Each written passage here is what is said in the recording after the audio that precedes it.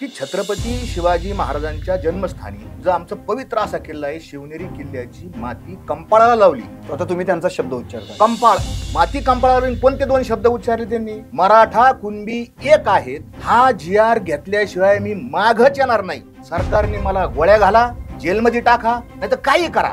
तुम्ही सांगा खरं खोटं. आणला का तो GR? ते हैदराबाद घ्यायचे. तुम्ही हे तुम्हाला सप्रेम भेट देतो आणि तुम्ही त्यांना द्या. तुम्ही आता पत्रकार आहात, तुमचं आयुष्याचा एवढा मोठा काळ पत्रकारिता आणि प्रशासन तुम्ही पाहिलंय. मला खरं सांगा बरं, प्रांत कार्यालयात पैसा देऊन कामं होतात का फुकट कामं होतात? आंतरवाली सराटीतून जेव्हा निघाले ते काय मागणी होती तुम्ही सांगा. सरसकट पाहिजे. हा सरसकट पुढे गेला. सरसकट मराठा कुणबी एक सरसकट शब्द कुठे गेला? कोणाच्या खिशात घातला? विखे पाटलाच्या खिशात घातला का देवेंद्र फडणवीसांच्या खिशात घातला? कुठे घातला सरसकट शब्द? राजकारणासाठी जर करत असतो ना लगेच उत्तर देतो तुम्हाला. मराठवाड्याला आरक्षण मिळत होतं तरी या पठ्ठ्याने सांगितलंय महाराष्ट्राला सगळ्या मराठ्यांना पाहिजे. मला मान्य नाही नुसतं एकट्या मराठ्याला. आमचा एक भाऊ नाराज आणि दुसरा खुश हे मी नाही बघू शकत. हैदराबाद आणि सातारा गॅझेटेल मधील नोंदी विचारात घेऊन मराठा समाजाच्या लोकांना कुणबीचे दाखले का नाही लिहिलं? हात आखाड होता टायपिंग वाल्याला.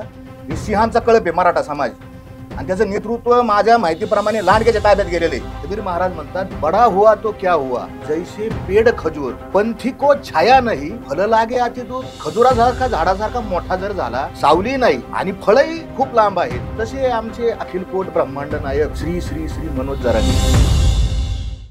मनोज जरांगे पाटील यांनी आंदोलन केलं. आंदोलनानंतर हैदराबाद गॅझेटचा GR देखील सरकारनं लागू केला आणि त्यानुसार आता कुणबी प्रमाणपत्रांचं वाटप देखील सुरू झालं.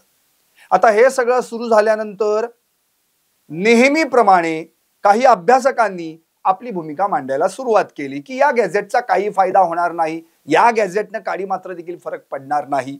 अर्थात जरांगेंनी उपोषण करायचं, आंदोलनं करायची, काहीतरी मराठ्यांच्या पत्रात पाडायचं आणि मग मात्र जरांगेंच्या विरोधात साहजिकच आपली भूमिका मांडायची. हे आता जवळपास आपण गेली अनेक वर्ष झालं किंवा 2 वर्ष झाली पाहतोय. त्यातलंच एक नाव जे नेहमी जरांगेंचं आंदोलन झालं, उपोषण झालं की आपली भूमिका मांडायला बाहेर येतात. गेली 9 महिने कुठे होते? तुम्ही हा प्रश्न पडला असेल तर आता मी त्यांना थेट प्रश्न विचारणार आहे. पण त्यांचं एक वाक्य जे त्यांच्या मुलाखतीतलं होतं ते वाक्य अत्यंत महत्वाचं आहे. त्या वाक्याला खरं म्हणजे मला त्यांना काउंटर करायचं आणि मग मात्र आपण त्यांच्या पुढे जाणार आहोत. ते वाक्य होतं, अखिल कोटी ब्रह्मांड नायक राजाधिराज मराठवाडाधीश्वर श्री श्री श्री मनोज जरांगे पाटील. आता हे वाक्य उच्चारल्यानंतर कळलं असेल तुम्हाला, मला त्यांची वेगळी ओळख करून द्यायची नाही. माझ्या डाव्या हातालाच ते बसलेले आहेत. वारकरी संप्रदायाचे उपासक, मराठा आरक्षण विषयक अभ्यासक आणि अर्थातच अजय महाराज बारसकर. आता मला याच वाक्यावर तुम्हाला विचारायचंय, हे असं तुम्हाला जरांगेंना उपाधी द्यावीशी का वाटली? कसं आहे, कबीर महाराजांचं एक प्रमाण आहे, माणूस मोठा झाला मोठा झाला मोठा झाला. ठीक आहे, मोठा झाला चांगली गोष्ट आहे, पण मोठ्या माणसाकडून काही ना काही फलस्वरूप परिणाम भेटायला पाहिजेत, काहीतरी फळ भेटायला पाहिजे ना. कबीर महाराज म्हणतात, बडा हुआ तो क्या हुआ, जैसे पेड़ खजूर, पंथी को छाया नाही, फल लागे अति दूर. खजुरासारखा झाडासारखा मोठा जर झाला, सावली नाही आणि फळही खूप लांब आहेत, तसे आमचे अखिलकोट ब्रह्मांड नायक श्री श्री श्री मनोज जरांगे. मोठे येतं ते. आता तुम्ही आता म्हणले की तुम्ही 9 महिने काय करत होते? हो, पण भगवद्गीतेमध्ये श्रीकृष्णाने म्हटलं ना, मा फलेषु कदाचन. कशाला फळाची अपेक्षा करताय? कर्म करत राहा. कबीर महाराजांनी कोट केलेला सांगतोय. कबीर महाराजांनी कोट केलेलं सांगतो, मोठं फळाची अपेक्षा ते कर्म सिद्धांत तो वेगळा आहे. ज्या वेळेस माणसं म्हणतात की हा माणूस मोठा आहे, हा मोठा आहे, मग मोठ्याकडून काहीतरी फलस्वरूप भेटायला पाहिजे ना. काय मिळालं? काय मिळालं? हे तुम्ही मुंबईला गेले आता, काय घोषणा होती? माझं असं तुम्हाला म्हणणं आहे की छत्रपती शिवाजी महाराजांच्या जन्मस्थानी जो आमचा पवित्र असा किल्ला आहे शिवनेरी किल्ल्याची माती कंपाळाला लावली. आता तुम्ही त्यांचा शब्द उच्चारता. कंपाळ माती कंपाळाला कोणते दोन शब्द उच्चारले त्यांनी? मराठा कुणबी एक आहेत. हा GR घेतल्याशिवाय मी मागच येणार नाही. सरकारने मला गोळ्या घाला, जेलमध्ये टाका, नाही तर काही करा. बरोबर?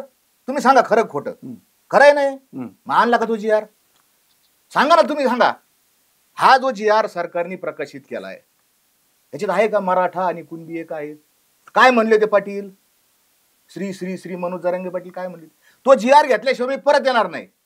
मग काय आणलंय याच्यात? आहे का एक तरी वर्ड लाईन? दुसरं ते म्हटले मी हैदराबाद गॅजेट लावल्याशिवाय मी परत येत नाही. आता ह्या GRच्या टायटल मध्ये हैदराबाद गॅजेटचा उल्लेख आहे, बरोबर, हैदराबाद गॅजेटचं. पण हैदराबाद इतकं कशाला लिहायचं? प्रस्तावना साहेब अख्ख्या 1.5 पानाची प्रस्तावना आहे. तो निबंधच दिलाय, निबंधच दिलाय. हा, आणि मराठवाडा एक वैविध्यपूर्ण ऐतिहासिक सामाजिक सांस्कृतिक प्रदेश आहे. तिथलं भौगोलिक, तिथं सातवाहनाने राज्य केलं, तिथं नरसी नामदेव, आणि तिथं तेर, आणि तिथं संत झाले पैठ. अहो हे आम्हाला माहिती आहे. प्रश्न काय आहे? सामाजिक कल्याण सामाजिक न्याय विभागाचा हा शासन निर्णय मराठा कुणबी एक आहे असं याच्यात एक तरी लाईन लिहिली का? बारकू साहेब ज्याचं टायटल जे आहे ते टायटल काय बघा, हैदराबाद गॅझेटियर मधील नोंदी विचारात घेऊन मराठा समाजाच्या व्यक्तींना कुणबी किंवा मराठा कुणबी किंवा कुणबी मराठा जातीचे प्रमाणपत्र देण्यासाठी कार्यपद्धती विहित करण्याबाबत. बरोबर ना, नोंदी. आता हे हैदराबाद गॅजेट आहे. आमचे जे भोळे मराठा समाज आहे ना, आता त्यांना ते बिचारे सगळे पाटील म्हणतात असं, आणि मग ते त्याच्यावर फार विश्वास ठेवतात. हे हैदराबाद गॅजेट आहे, तुम्ही हे तुम्हाला सप्रेम भेट देतो आणि तुम्ही त्यांना द्या, कोणालाही द्या. आणि याच्यात फक्त कुठं नोंद आहे? मनोज उर्फ मनोहर रावसाहेब जरांगे आणि यांच्या किंवा त्यांची जी पूर्वज असतील असं नाव दाखवावं त्याच्यात, आणि त्याच्या पुढे कुणबी लिहिलेलं दाखवावं. आहे का याच्यात नोंद? नाहीये. तुमच्या समोर पुस्तक याचं पारायण करू आपण वाटलंच तर. अशा आहेत का नोंदी? याच्यामध्ये लिहिलंय की मराठवाड्यामध्ये 3 लाख अमुक अमुक काही ज्याला निजाम गॅजेट म्हणतात, हैदराबाद गॅजेट म्हणतात, ते फक्त औरंगाबाद डिस्ट्रिक्टचे 1884 ला प्रकाशित केले. आणि याच्यात पान नंबर 264 आणि 65 वर त्याचा उल्लेख आहे. 264 वर तर क्लिअर मराठा जात स्वतंत्र लिहिलेली आणि 65 वर कुणबी जात लिहिलेली आहे.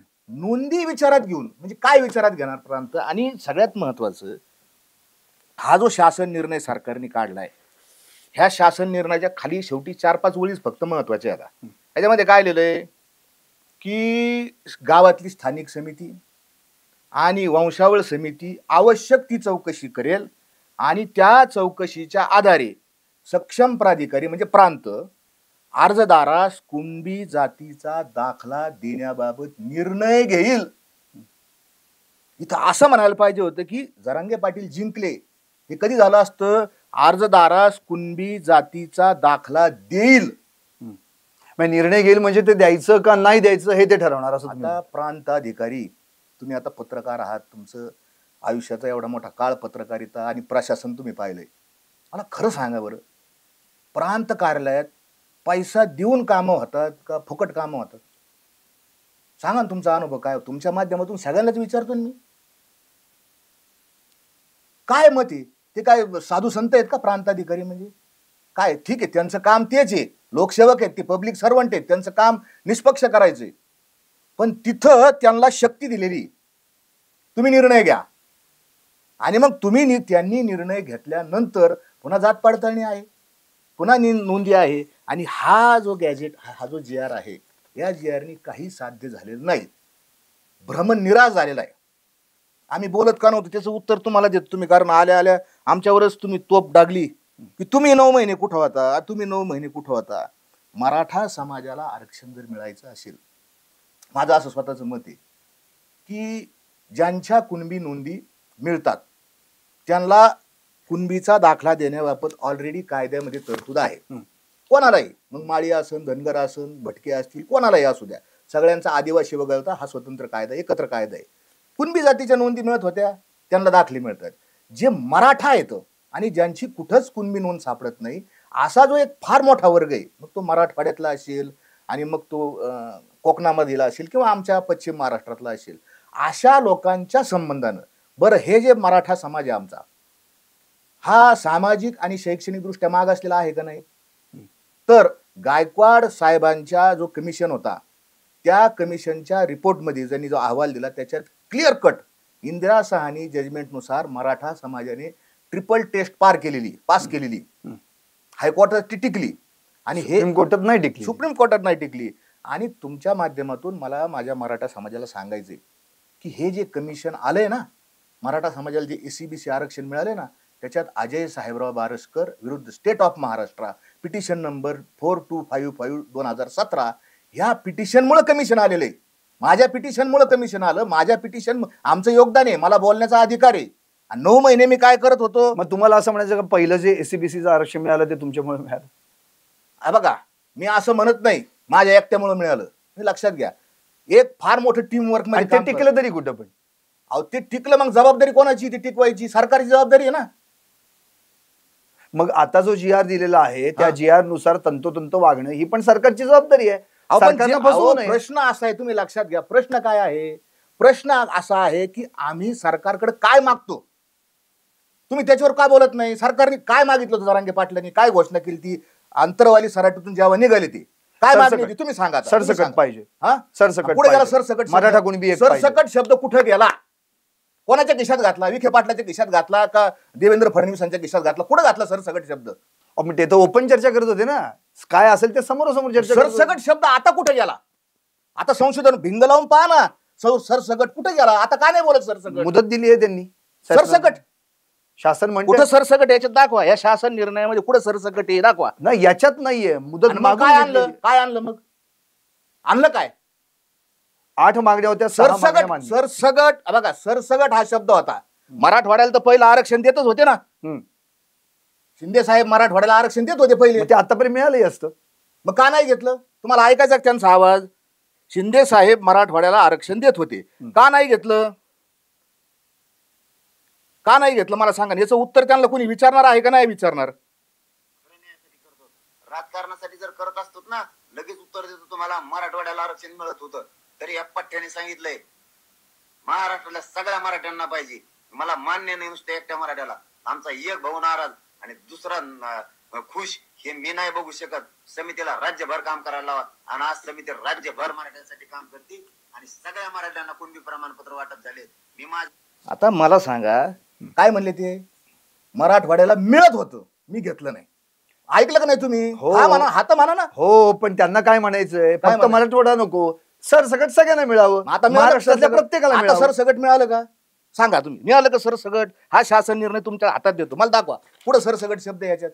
त्याच्यात सरसकट शब्द नाहीच आहे. हैदराबाद गॅझेट. आपली मागणी काय? मागणी काय आपली? तेच तर मी म्हणतोय ना, त्या मागणीसाठी हे तर पहिलंच देत होते ना. हे शिंदे साहेब पहिलं देत होते ना, मी घेतलं नाही. हे त्यांचं आता ऐकलं का नाही तुम्ही? तुम्हाला पुराव्यासहित बोललं नाही, हे घेतलं नाही. का नाही घेतलं?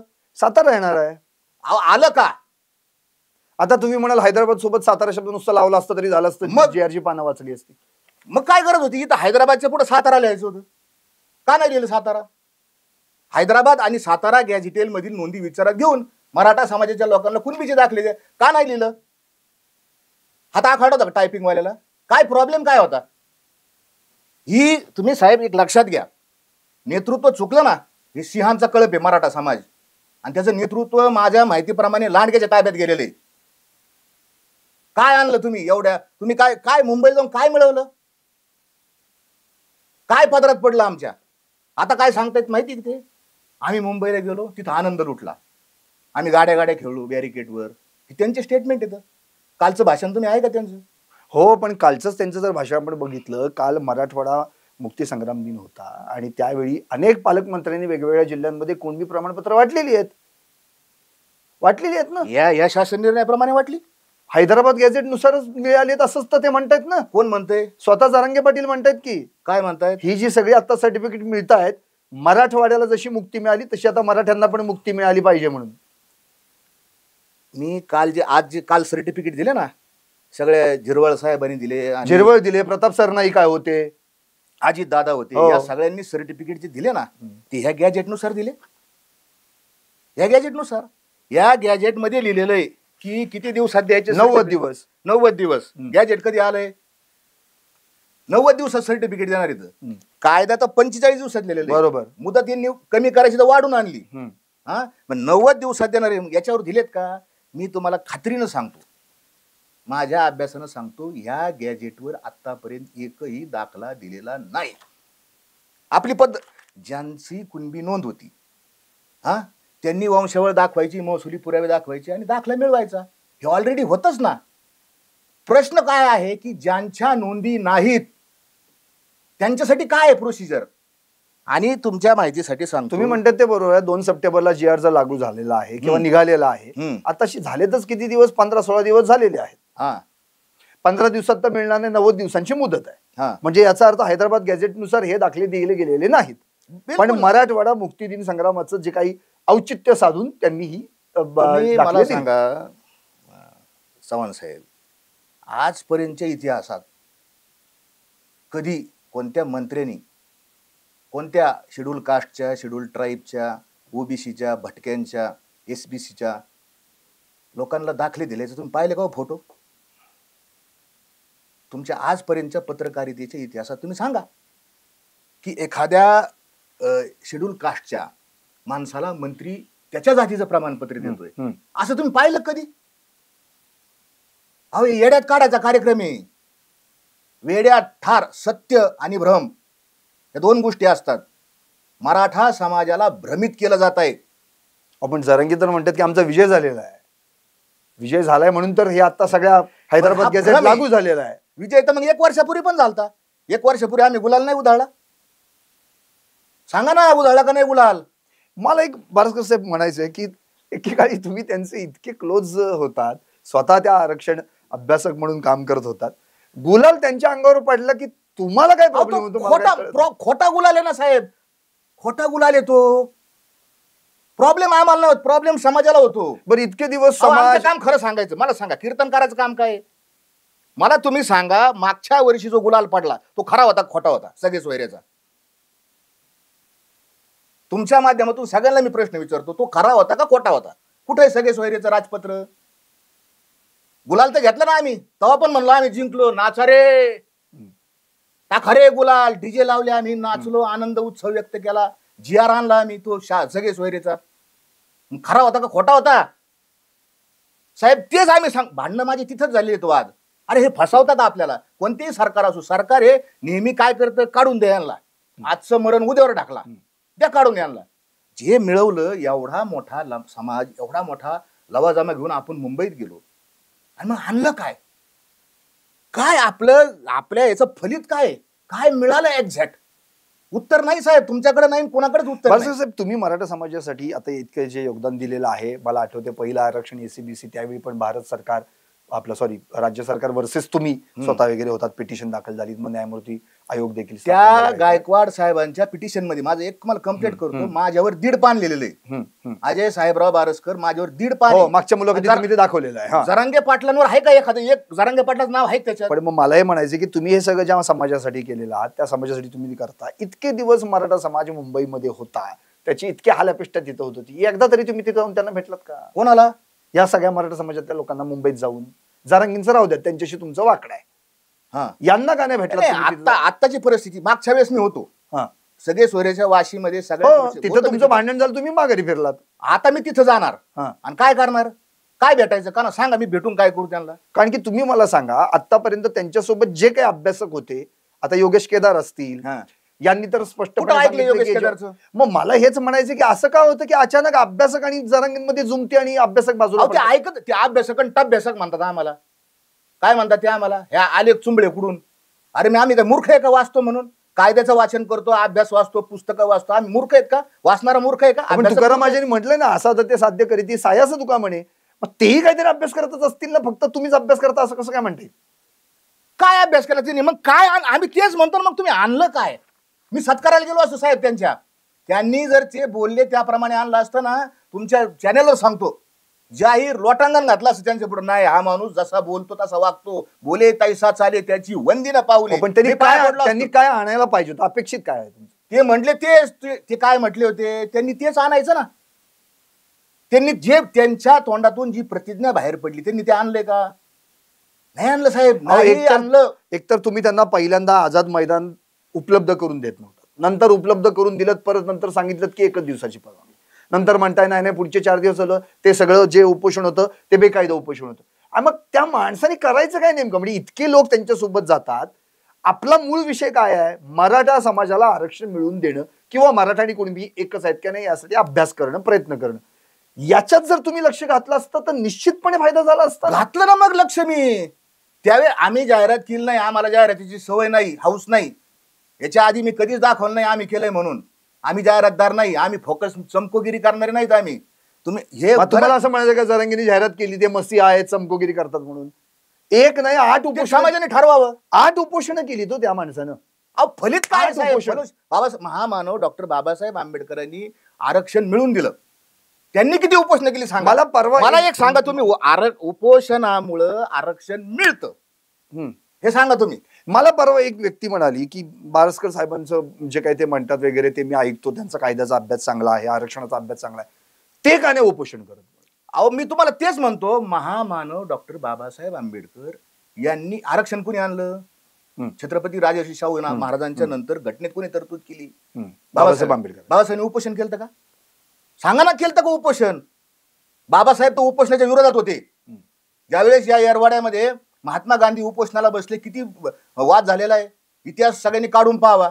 बाबासाहेबांनी आयुष्यात एकदाही उपोषण नाही केलं, आणि तरी घटनेत नुसतं त्यांच्याच शेड्यूल कास्टला नाही, ट्राईबला आणलं, ओबीसीला आणलं त्यांनी आरक्षण. मला सांगा ना, उपोषणामुळे आरक्षण मिळतं हा भ्रम पसरवलाय साहेब. उपोषणामुळे आरक्षण नाही मिळत. उपोषणामुळे मी मसीहा होतो, मी प्रॉफिट होतो, माझा हे हार माझ्यावर फुलं टाकली जातात, ही आहे त्याच्यातून फलित. न खाता पिता 7-8 दिवस काढायचे, ह्याच्यात कसला त्याला आनंद मिळणार आहे व्यक्तीला? कोणाला? मला तुम्ही एका प्रश्नाचं उत्तर द्या बरं का. तुम्ही मला साध्या प्रश्नाचं उत्तर द्या. जेसीबीतून अंगावर फुलं टाकणं हा याच्यामध्ये काय शहाणपणे? त्याच्या ऐवजी तुम्ही एखादा वकील लावला असता सुप्रीम कोर्टातला, काय ड्राफ्ट असावा तो तुम्ही आम्हाला ड्राफ्ट करून द्या आणि विखे पाटलाच्या ताब्यात हा ड्राफ्ट द्यायचा, साहेब याच्यावर सही करून द्या. एखादा सुप्रीम कोर्टातला किंवा आपल्याच मराठा समाजातले वकील आहेत, त्यांनी फ्री वकिली केली असती. एखादा ड्राफ्ट ऑलरेडी का नाही दिला? आम्हाला हा ड्राफ्ट पाहिजे, याच्यावर तुम्ही सही करून द्या. किती पैसे घातले हारामध्ये. तुम्हाला वाईट गोष्ट सांगतो, येवल्यामध्ये 2023 नोव्हेंबरमध्ये येवल्यामध्ये बरं का, आमचे हे महामानव जरांगे पाटील गेले होते, आणि तिथं त्या येवल्यामध्ये कृषी उत्पन्न बाजार समितीच्या समोर असे 50 जेसीपी होते, इकडून 25 इकडून 25 जेसीपी होते.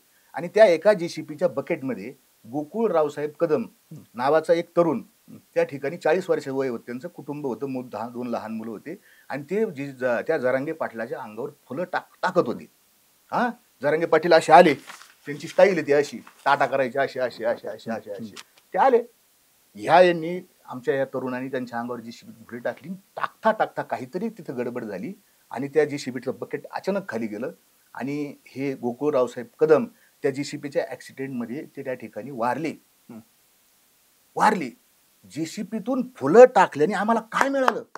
आमचा एक मराठा बांधव शहीद झाला, देवाच्या घरी गेला. महाराज तुम्ही नीट ऐकाय बरं, तिथपर्यंत टाकत होत ठीक आहे. त्याच्यानंतर एक माणूस आपला फुलं टाकता टाकता गेलाय, मग इथून पुढे फुलं टाकायचं बंद करायचं का चालू ठेवायचं, हे कोणाचं काम होतं? तुम्हाला याच्यामध्ये शहाणपण वाटतं का? मला सांगा, शहाणपणाचं लक्षण आहे की माणूस गेला एक, आणि तरी अंगावर फुलं उधळून घ्यायची. आमच्या तुकोबारायांनी सांगितलं, बुक्का लावू नये गळा माळ घालू नये, बुक्का लावू नये भाळा माळ घालू नये गळा, असं तर आम्हाला आदेश आहे. काही साध्य नाही, परिणाम शून्य. तुमचं जे महत्वाचं तुम्ही काय आणलं ना साहेब, हा कायदा आहे 2001चा. या कायद्यामध्ये कलम 9 आहे. या 9 कलमामध्ये प्रांतांनी काय करायचे, कोणते पुरावे घ्यायचे, हे तुम्ही वाचा, फक्त क वाचा. शपथपत्रांवर पुरावा स्वीकारणे. काय 2001लाच लिहिलंय शपथपत्रावर पुरावा स्वीकारणे, आहे का नाही? काय नवीन आणलं? पुढे तुम्हाला अजून एक दाखवतो शपथपत्राचा उल्लेख. 13वा कलम असेल. हा 13वा कलम तो याचा आहे, तो त्याच्यावरही चर्चा करू आपण. हे पहा, ज्यांच्याकडं पुरावाच नाही, बघा बरं का, ज्यांच्याकडे शाळेचा दाखला नाही, आजोबाचा वडिलाचा, ज्यांच्याकडं काही खरेदी खत नाही, गहाण खत नाही, जन्म मृत्यूचा नाही, त्यांच्यासाठी जो 2012ला अधिनियम झाला, त्या अधिनियमातलं कलम 4 आणि उपकलम 3 त्याच्यामध्ये काय दिलं? अर्जदार वरील पोटनियम चे नमूद केलेला कोणताही दस्तऐवज सादर करण्यास असमर्थ असेल तर अशा बाबतीत, इथून साहेब तुम्ही वाचा, तर अशा बाबतीत अर्जदार आपल्या शपथपत्रामध्ये त्याविषयीचे कारण नमूद करील आणि सक्षम प्राधिकारी त्यावर विचार करील व त्यास योग्य वाटेल अशी चौकशी केल्यावर गुणवत्तेनुसार त्या दाव्यावर निर्णय देईल. ऑलरेडी तरतूद आहे. शपथपत्र आहे का नाही उल्लेख? शपथपत्र 2012लाही घातलंय, म्हणजे ज्याच्याकडे कोणताच पुरावा उपलब्ध नाही त्यानं काय करायचं, जायचं प्रांताकडे, ऍफिडेव्हिट करायचं, बा माझा आजोबा काही शाळेत गेलेला नाही, आम्हाला काही जमीन नाही, आमच्याकडून नोंदी सापडत नाही, ऍफिडेव्हिट करून द्यायचं आणि त्याला साक्षीदार हे शपथपत्रावर पुरावा स्वीकारणे, एखाद्याचं सर द्यायचं प्रतिज्ञापत्र. आणि अशा पद्धतीने तुम्ही म्हणले 9 महिने काय करत होता, तर मी मग 2001लाच जर कायदा काढला होता, झाला होता, संमत झाला होता, मग हा GR काढलाच कशाला, मग वेगळं काय केलं? मग आम्ही तेच म्हणतोय ना, मग वेगळं काय केलंय? तुम्ही काय म्हणले होते, कंपाळावर माती लावून मराठा कुणबी एक आहे हा GR घेऊन येणार. मग अभ्यासक काय करत होते? अहो साहेब, एका ओळीचा GR आहे ना, अभ्यासकाची काय गरज आहे त्याला? त्याची खात्री होती ना हा GR टिकणार ना कोर्टात, मग त्यांनी तो घ्यायचा ना, का नाही घेतला? अभ्यासकाची काय गरज आहे? त्यांनी घोषणा केली म्हणजे काय मागायचं हे ते ऑलरेडी डिसाईड करतात. कोणत्याही अभ्यासकाचा नका तुम्हाला अभ्यासकाबद्दल राग आहे ना, आमचा नका सल्ला घेऊ, आमचा राग आहे तुम्हाला नका घेऊ. अहो मराठा समाजाची माने शिंदे साहेबांसारखी जी वकील आहेत, गायकवाड साहेबांसारखी वकील आहेत, हायकोर्टाचे रिटायर्ड जजेस आहेत मराठा समाजाचे, कधीतरी त्यांना फोन लावायचा ना साहेब. पण माने शिंदे साहेब तर आता भांडत होते की त्यांच्यासाठी. आता माने शिंदे साहेब याच्या आधी दिसले नाही ना, अंतरावली दिसले का सांगा माने शिंदे साहेब? कधी तुम्हाला असं दिसलं का हो की जरांगे पाटलांनी वकिलांचा मेळावा बोलावला आणि वकिलांना विचारलं सांगा बरं आता कशी मागणी केली पाहिजे, कसा ड्राफ्ट असला पाहिजे, असं दिसलं का आतापर्यंत? नाही दिसलं. अहो कालच त्यांची घोषणा, आता थोडा दिवस थांबा, आता आम्ही दिल्लीला जाणार आहोत म्हणून. काय करायचं दिल्लीला जाऊन? राज्यस्तरीय नाही, राष्ट्रस्तरीय आंदोलन. ठीक आहे ना, शुभेच्छा माझ्या, मी पण मराठा समाजाच्या, माझ्या शुभेच्छा. तुम्ही जाणार का? बोलवलं होतं त्यांनी. हा, तुम्ही बोलवलं? जाऊ ना. काय करायचं ते सांगा ना आधी. दिल्लीला जाऊन नेमकं करायचं काय? सगळे मराठी एक करायचे. आता जरांगे पाटलाचं काय म्हणणं आहे, मी हा पवित्र कागद तिथून आणलाय, त्यांच्या दृष्टीने हा कोणचा कागद आहे? पवित्र कागद आहे, याला हात लावला कुणबी, हात लावला कुणबी, हात लाव असे त्यांनी भ्रम केलाय. ह्या पवित्र कागद आता त्यांच्या दृष्टीनं मराठा समाज सरसगट मराठवाडा कशात गेलाय म्हणले का नाही? ते हो म्हणलेत ते. आता मी मराठवाडा तर सरसगट कुणबीत घातला या कागदामुळे. मग आता काय आंदोलन राहिले? दिल्लीला जायचंय कशाला? सगळे मराठी ना, सगळ्या मराठ्यांना द्यायचंय ना कुणबी प्रमाणपत्र. हा, त्यासाठी आता दिल्लीत ताकद दाखवायची. मुंबईतून नाही होऊ शकत, मुंबईतून नाही होणार. काही वकिलांनी, काही अभ्यासकांनी सल्ले दिलेत की आंदोलन व्हायला पाहिजे, आता दिल्लीत व्हायला पाहिजे. अहो पण मुद्दा काय? कोणत्या मागणी काय आपली? ओबीसीत जायचंय. मग आता गेले नाहीत तुम्ही, हा पवित्र कागद गेले नाही ओबीसीत? तुमचं म्हणणं आहे असं, ओबीसीत गेले नाही का ओबीसीत? ते म्हणतात ना गेले का नाही सांगा तुम्ही, ओबीसीत गेले का नाही? मग ओबीसीत गेले तर मग आता दिल्लीला कशाला जायचं सांगा? ट्रिप आहे का? आमचे महाराज लोक चारी धामची यात्रा काढतात, तसं असली चांगली गोष्ट आहे. तुम्ही आता काय म्हणले ते बा मुंबईला आम्ही गेलो, आम्ही मुंबई पाहिली नव्हती अनेकांनी, आम्ही मुंबई पाहिली, आनंद लुटला, आता दिल्लीला जायचं. मग तुम्ही ट्रिप काढत असले तर चांगली गोष्ट आहे, शुभेच्छा आमच्या तुम्हाला. उद्देश काय तुमचा? रामलीला. आता माननीय आपले पद्मश्री अण्णासाहेब हाजरे 2011ला उपोषणाला बसली होती, बरोबर? त्यांनी ते कोणचा कायदा आहे त्यांचा, लोकपाला, त्याच्यासाठी बसली होती. उद्देश होता का नाही त्यांचा? आला नाही आला, पुढे काय झालं जाऊ द्या, पण उद्देश होता का नाही आम्ही याच्यासाठी बसतो बा? हा, तसा यांचा उद्देश काय आहे? त्यांनी असं म्हटलेलं आहे, जर या गॅझेटमध्ये जर काही दगाफटका केला शासनानं तर आम्ही आमच्या स्टाईलनं उत्तर देणार. स्टाईल म्हणजे काय? तुमची काय स्टाईल आहे? उपोषण करणार?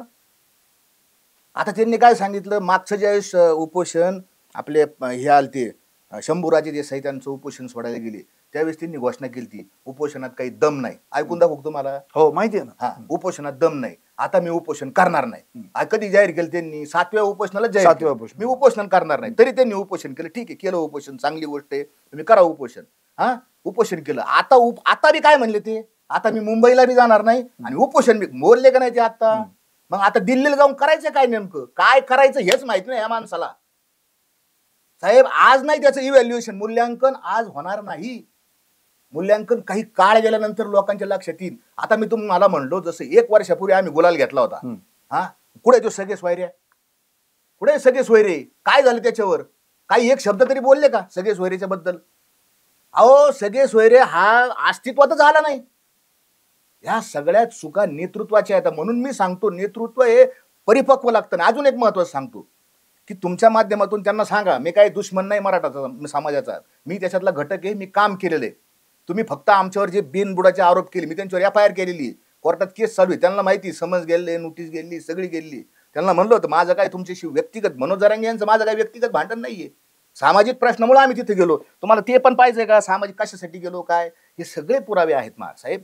मला त्यांना एकच सांगायचं की छत्रपती शिवाजी महाराजांचं जे स्वराज्य आहे, हा, त्यांच्याकडे जी टीम होती अष्टप्रधान मंडळ, ती एक्सपर्ट जागतिक दर्जाच्या लेवलची होती ती, आणि हजारो लोकांचा ते सल्ला घेत होती. एकदम शेवटच्या घटकातली ते स्वतः जाऊन पाहणी करत होते आणि सल्ला घेत होते. एक्सपर्टचा सल्ला, मंत्रिमंडळ कशासाठी असतं, एक्सपर्टचा सल्ला, कोणती एक्सपर्ट टीम आहे यांच्याकडे. पण महाराज तुमच्यासारख्या अभ्यासकांमध्ये तरी कुठे एकमत आहे? कारण की या सगळ्यांमध्ये एक दोन आधी त्यांच्या सोबत असतात, नंतर काहीतरी त्यांचं वाचतं, नंतर ते बाजूला पडतात, मग बाहेर आल्यानंतर आपली भूमिका मांडतात. आता योगेश केदार जे होते आणि त्यांचं आणि ते त्या ठिकाणी वाजलं, आपण पाहिलं. नंतर योगेश केदारांनी आपला सावता सुभा मांडला आणि वेगवेगळे विषय मांडायला सुरुवात केली. तुम्ही तर 9 महिने गायबच होतात. आणि तुम्ही तुमच्या हे गायब होण्यावर उत्तर द्या तुम्ही. नाही नाही नाही नाही, तुम्ही गायब आहे हे चुकीचं. विषय काय चाललेला आहे की ज्या मराठ्यांकडे कुणबी नोंदी नाहीत, हा, नोंदी नाहीत, त्या मराठ्यांनी करायचं काय साहेब? काम आहे ना, काम प्रांत अधिकारी, पडताळणी समिती आणि हायकोर्ट, इथं काम आहे. हे शपथपत्र 100 रुपयाचे स्टॅम्प. हो, तुम्ही गेला होता 30 जानेवारी 2024 ला त्या ठिकाणी. ती मी गेलो नगरच्या प्रांताधिकाऱ्यांकडे. तुम्ही ही लढाई चालू नाही का आता? मी हे मिळालं का ते? हा, बॉन्डवर तुम्ही लिहून दिलं? नाही मिळालं, देत नाही प्रांत. कसं काय? 2001 ला तर कायदा झालेला आहे ना ऑलरेडी. निर्णय घेईल. मग निर्णय घेईल म्हणजे याचा अर्थ तुम्ही जो GR मधला शब्द वाचून निघाला तो तसाच आहे. मग तसाच आहे ना, मग देत नाही ना प्रांत. आमचं आम्ही सांगू याच्यात सांगून दमलो, देत नाही प्रांत. मग आता मी हायकोर्टात गेलो, लढाई चालू आहे ना. ही पिटिशन आहे हायकोर्टात, वर्ष होऊन गेलं. हे बघा 26/730/2025 पिटिशन केलेली आहे. आता याच्यावरच होईल काहीतरी निर्णय. याच्यावरच होणार आहे निर्णय. जरांगे पाटलावर होणार नाही, माझ्या पिटिशन होणार आहे. एक लक्षात घ्या साहेब की पेनिसिलिनचा पहिले लोकांना आजारी पडले ना, ऑपरेशन करायचं ना, तर त्यांना बेशुद्ध करण्यासाठी दांडकेने मारायची, भूल नव्हती तवा.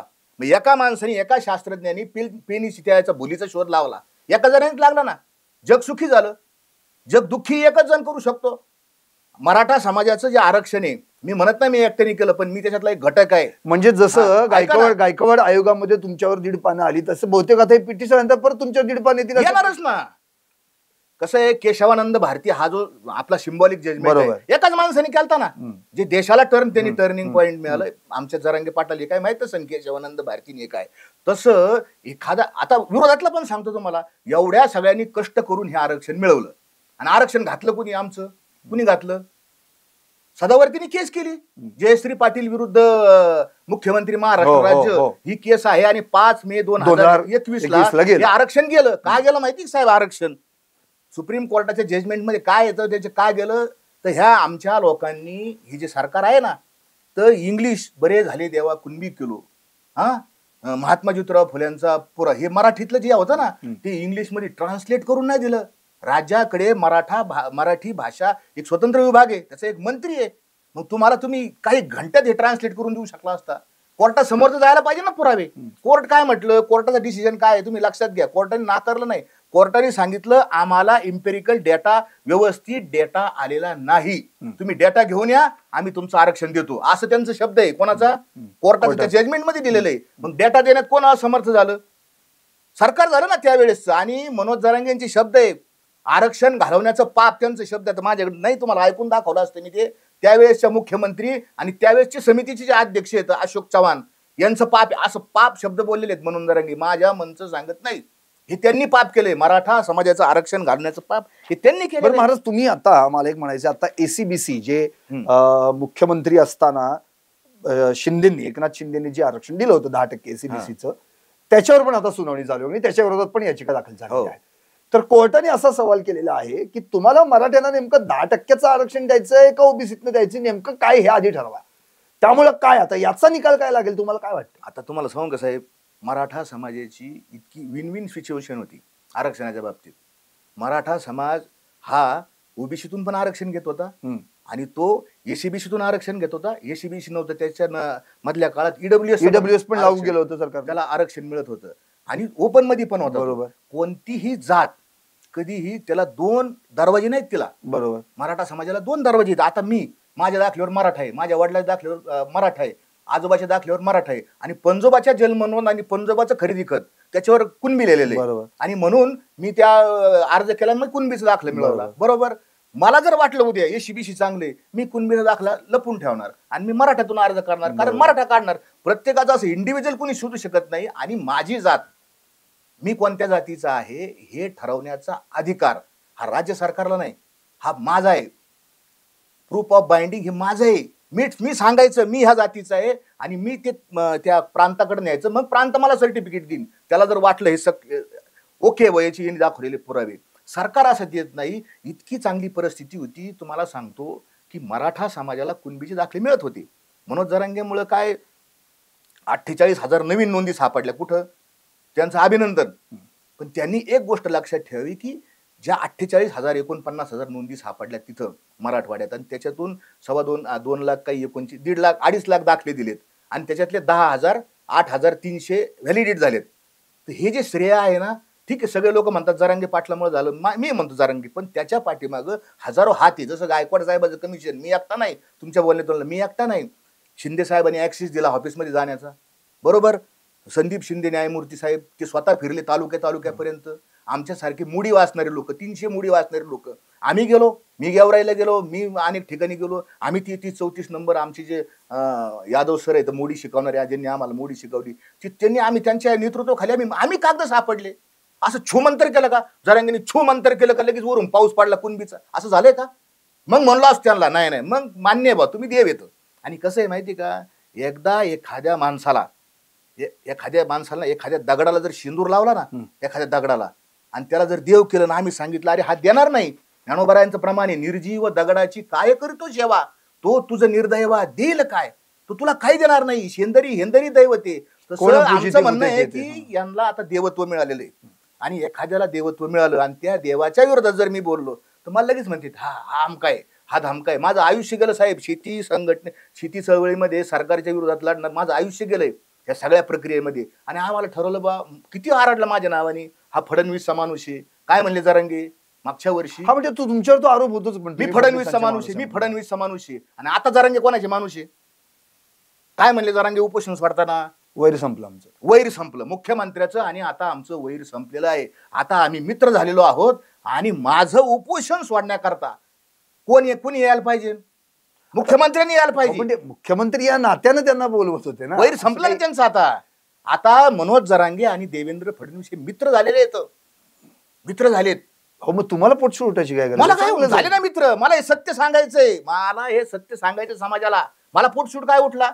मग मी ऑलरेडी जर तुम्हाला म्हणतात की तुम्ही फडणवीसांचे माणूस आहात. मी नाही फडणवीसांचा माणूस, नाही. माझा काय संबंध? तसंच त्यांनी जर असं सांगितलं की आम्हाला फक्त आरक्षणापुरतं फक्त आमचं भांडण होतं सरकारशी, ते काय देवेंद्र फडणवीसांच्या नावावर पाणी भरायला जात नव्हते ना जात. मग काय आता मित्र, आता मला ते सांगायचं ना, आज तुम्ही फडणवीसांच्या विरोधात आयमाय काढली त्यांची, नको त्या पद्धतीने खाली जाऊन बोलले, काय काय काय काय त्यांची दावे घातली. तुम्हाला व्हिडिओ दाखवू का? जरांगेंच्या गावात फडणवीस साहेबाचा दावा घातलाय. त्यांना काय वाटलं नसेल का? मी काय त्यांचा प्रवक्ता नाही, मला काही घेणे देणं नाही. पण तुम्ही शत्रुत्व तयार करायचं. तुम्ही शत्रुत्व केलं म्हणजे मराठा समाजाचे शत्रुत्व झालं. लोक तुमच्याकडे पाहतात म्हणजे काय, हा मराठ्यांचा नेता, बरोबर, त्यांच्याकडे पाहताना. आणि मग तुम्हाला शिवे दिल्या, मग लोक खाली अजून हे करणारच ना. आणि मग तुम्ही आणि जातीवर बोलले का नाही ते फडणवीसांच्या? सांगा ना, बोलले का नाही? म्हणजे तुम्ही 2 जातीचा टकराव करता, ओबीसीचा टकराव. परिणाम काय आहे साहेब? मिळालं काय आम्हाला? जे मिळालंय ना, 10,000 लोकांना काही व्हॅलिडिटी मिळाल्यात, त्याच्याही पेक्षा संबंध महाराष्ट्रामध्ये ओबीसींच्या मनात, मराठा समाजाच्या विषयी तुम्ही काही म्हणा, एक द्वेषाची भावना आहे त्यांच्या मनात, एक आक्षाची भावना आहे. हो, पण ही सामाजिक वीण उसवता कामा नये. यासाठी ऐक्य करणं हे तुम्हा सगळ्यांचंच काम आहे ना. नाही, मग जरांगेचं काम नाही. जरांगेने फक्त शिव्या द्यायच्या, त्यांनी शिव्या द्यायच्या फक्त. तुम्ही क्लास लावा, किती शिव्या तुम्ही त्यांना शिकवा ना, भाषा शिकवा ना. कोणची स्तर आहे मला सांगा भाषेचा? कोणता स्तर आहे? मान्य आहे का तुम्हाला? कोणाला मान्य आहे महाराष्ट्रातला अस्तर? ठीक आहे, आपण व्यक्तिगत आपण ज्यावेळेस ऑन कॅमेरा नसू गप्पा, त्यावेळेस चालतं ना, सगळीकडे चालतं. पण ज्यावेळेस तुम्ही या कॅमेऱ्यावर चॅनेलवर बोलता त्यावेळेस भाषेचा स्तर काय असावा? ज्ञानोबराय काय म्हणले? साचा आणि मावाळ, मितुले आणि रसाळ, शब्द जैसे कल्लोळ अमृताचे. तुमचे शब्द कसे पाहिजे? तुम्ही आले का लगेच शिव्या, ह्याव शिव्या, त्याव शिव्या, हे पद्धत नाही. बरं महाराज, तुमच्याकडनं मला आणखी एक महत्वाचा मुद्दा जाणून घ्यायचा. आता सध्या चर्चा जास्त होतीये ती 1994च्या GR ची, ज्यावेळी शरद पवार मुख्यमंत्री होते. स्वतः अभ्यासक राजेंद्र कोंढरे असतील, बाळासाहेब सराटे असतील, हे थेट शरद पवारांवर टीका करतात. त्यांनी असं म्हटलं की त्याच वेळी ज्यावेळी ओबीसीच्या आरक्षणाचा विस्तार केला गेला 1994ला, जर त्याच वेळी मराठा समाजाला त्या ठिकाणी 50% आरक्षणात घातलं असतं तर त्यांना आतापर्यंत आरक्षण मिळालं असतं. बिलकुल 100% मी आता मताशी सहमत आहे. मराठा समाजाचं आरक्षण शरद पवार साहेबांमुळे गेलेलं आहे. 1994चा जो GR आहे, हा, हे मनोज जरांगे कधीच बोलणार नाहीत. त्यांचं एक स्टेटमेंट दाखवा. एक ह्या 94च्या GR बद्दल ते कधीच बोलणार नाही. आम्ही बोलतो ना, यांच्यामुळे आरक्षण गेलंय मराठा समाजाचं, आणि हे सगळ्या मराठ्यांना पण मान्य आहे. ठीक आहे, त्यांचा हेतू काय, त्यांचं त्याच्याबद्दल आम्हाला चर्चा करायची नाही, पण गेलंय 94. आणि तुम्हाला हे काय म्हणले आता काल परवा दिवशी, मी आता कागदपत्र काढतो आणि 94चा GR चॅलेंज करतो. साहेब, 94चा GRच राहिलेला नाही आता. 94 सालीचा जो GR काढला होता, ज्यावेळेस 2001ला ऍक्ट आला, कायदा आला, त्या GRचं रूपांतर त्या कायद्यात झालेलं आहे. आता कायदा आहे, आता कायदा, आणि त्यांना माहितीच नाही कायदा ऑलरेडी चॅलेंज आहे. सुप्रीम कोर्टात केस चालू आहे विजय घोगरे विरुद्ध महाराष्ट्र सरकार, ही जी केस त्यांना माहितीच नाही काही, त्यांना कोर्टाचं काही नाही, त्यांना फक्त इथं कॅमेरा पुढे येऊन द्या, आणि तो येवल्याचा असा, आणि तो ढमका असा, आणि तो महाराजा असा, आणि फक्त आरडावारडा, हंगामा खडा करना, यही उनका मकसद आहे. बरं महाराज, आता अगदी मी शेवटाकडे सूरत नाही जे बदलनी चाहिए. मला आता या सगळ्यात जे काही हाती लागलं, मराठ्यांच्या हाती काय लागलं याच्यातनं, आत्ताच्या या सगळ्या आंदोलनातनं, एवढं बघतो मला सांगा. अगदी बघा, आमच्या जे हे जे आहेत ना, मराठवाड्यातले जे मराठा समाज आहे हा, आणि सगळीकडचाच, जिथं शेतीमालाला भाव मिळत नाही, शेतीमुळे कर्जबाजारी झालेला आहे, हा सगळा मराठा समाज काय करतो तो पाहतोय. शेतीत काय खरं नाही, मग कोणाचं खरं आहे, कोणाचं चांगलं आहे? अरे ते आमकेच पोरग तलाठी झालं बरं का, अरे त्याचं लय चांगलं चाललंय बा, गाव शहरात गेलाय, बंगला बांधलाय, 4 व्हीलर गाडी आहे, आणि मग तो तहसीलदार आहे, तो PS आहे. मग मराठा समाजातली हे जे पाहतात की आमचं शेतीमुळे कल्याण नाही, आमचं आता कल्याण होऊ शकतं, कशामुळे होऊ शकतं, आम्हाला सरकारी नोकरी लागल्यामुळे आमचं कल्याण होईल, आम्ही कलेक्टर झालो, PSI झालो, काही तहसीलदार झालो किंवा तलाठी झालो, सगळ्यांचं कल्याण होतं. आणि म्हणून मराठा समाजातला प्रत्येक तरुण शेती सोडतोय आता, आणि शेती सोडतो तो कशाच्या शोधात आहे, मुंबई पुण्याला येऊन अभ्यास करतोय, त्याला MPSC UPSCचा, त्याला सरकारी नोकर व्हायचं, लोकसेवक व्हायचंय, त्याला नोकरी मिळवायची, त्याची ती लढाई आहे. आणि मग त्याला असं वाटतं की तो जो पाहतो माझ्यापेक्षा याला कमी मार्क पडले, आणि मग तो पुढे गेला आणि मला नाही पडली, माझ्याकडे जर कुणबीचा दाखला असता तर माझं कल्याण झालं असतं, त्याची 100% त्या मताशी सहमत आहे. आणि म्हणून आम्ही काय म्हणलं, आम्हालाही स्वतंत्र द्या. मी त्याच भावनेचा आहे की पहिल्या 513 जाती आता, ती जी ST आहे ना, ओबीसीची ST, त्याच्यात किती जाती आता? 513. 19% 513 जाती आता, आणि पुन्हा कुणबी आम्ही आहोत त्याच्यात, आणि पुन्हा त्या याच्यामध्ये पुन्हा हा संबंध काही 2-3 कोटीचा मराठा समाज त्या STत आणून ठेवायचा. साहेब, EWS ची ST आमची मोकळी गेली, मुसलमान बांधवांनी एका पानाचाही अर्ज केला नाही, हा, एक आंदोलन केलं नाही, एक मोर्चा केला नाही. मुस्लिम समाजाला 10च्या 10% पोलीस भरतीतलं आरक्षण गेलं. तुम्ही बीडची पोलीस भरतीची यादी काढा, त्या बीडी स्वॅप पोलीस भरतीमध्ये मी पुरा नावासहित सांगितलं, गणेश विश्वनाथ पाटील नावाचा तरुण, त्याला 134 मार्क पडले, त्याच्याकडे कुणबीचा दाखला आहे, त्याला नोकरी मिळाली नाही. 135ला कट ऑफ आहे. 2024ची भरती आहे ना, 134 वाला कुणबीवाला घरी आहे, विश्वनाथ गणेश पाटील. आणि नजीम अब्दुल मिया शेख हा मुलगा 117 मार्क पाडून EWS मधून आत्ता पोलीस आहे. मला त्या कोणावर बोलायचं नाही, मी तुमच्या समोर हा सत्य मांडतोय. कुणबीचा दाखला आहे, 134 मार्क आहे, आणि आता तो कुठे आहे? ती घरी. तुम्हाला मी कितीतरी फुटेज दाखवतो की आमचं EWS आम्हाला परत द्या, कारण EWS ची मुलं आज नोकरी लागली. EWSचा कट ऑफ आत्ता काल परवा दिवशी जाहीर झाली ना, एकदम EWSचा आणि शेड्यूल कास्टचा सारखी मेरिट लिस्ट लागलेली आहे. मग हे कोणाचं? EWS अख्खच्या अख्खं. ब्राह्मण लोक आता कोण राहिले EWS मध्ये? ब्राह्मण, व्यापारी कास्ट म्हणजे मारवाडी, गुजराती असतील, आणि मुस्लिम, एवढेच राहिले.